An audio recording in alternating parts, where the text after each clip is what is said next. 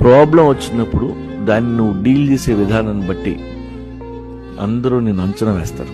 Even work environment లో కూడా కామ్గా ఉండటం, అవతల వాళ్ళు చెప్పింది వినటం చాలా ఇంపార్టెంట్.